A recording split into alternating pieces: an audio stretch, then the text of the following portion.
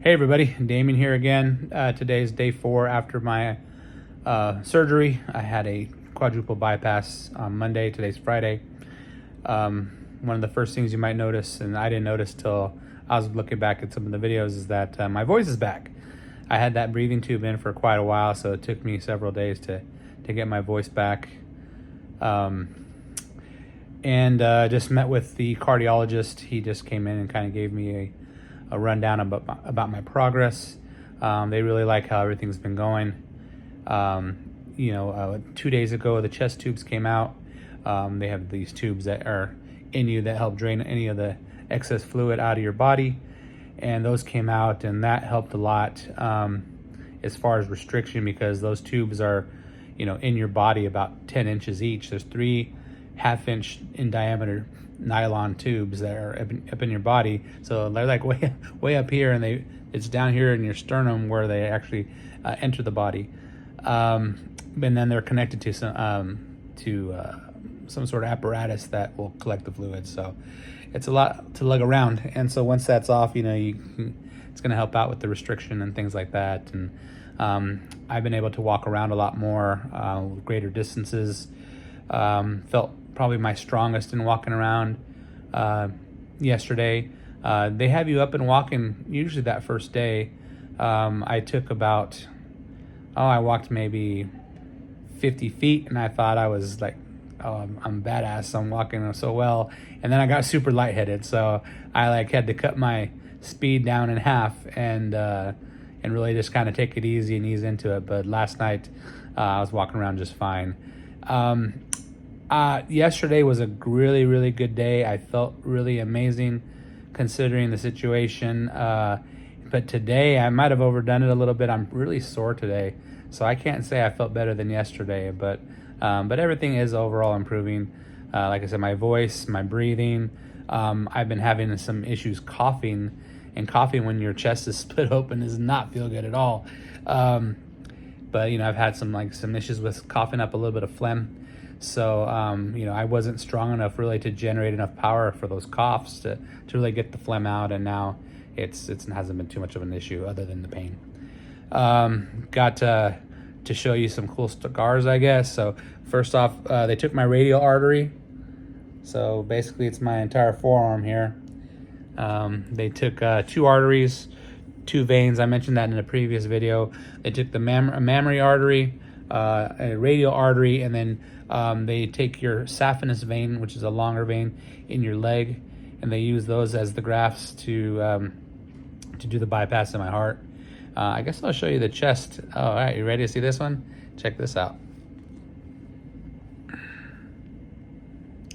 Yeah, I got a lidocaine patch on for the pain, but yeah, it goes all the way down there. I can't pull it down any further, but there would be 3 holes where those tubes were in there too that are stitched up. So yeah, those are some shitty looking scars, but that goes along with it, right? So maybe I'll get some cool tattoos and cover them up or something down the road. But overall, I have to say I've been overall happy with the progress. Like I said, the cardiologist said they may even send me home today. I'm going to meet with the surgeon hopefully today.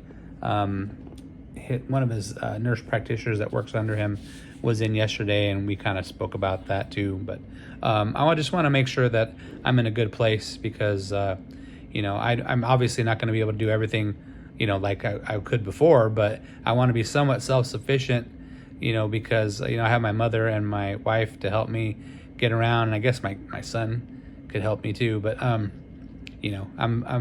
outweigh them by 100 pounds, so I gotta make sure that I'm not a fall hazard or something, and they can help me move around before I really would feel comfortable going home. But it would be nice to get home, though, that's for sure.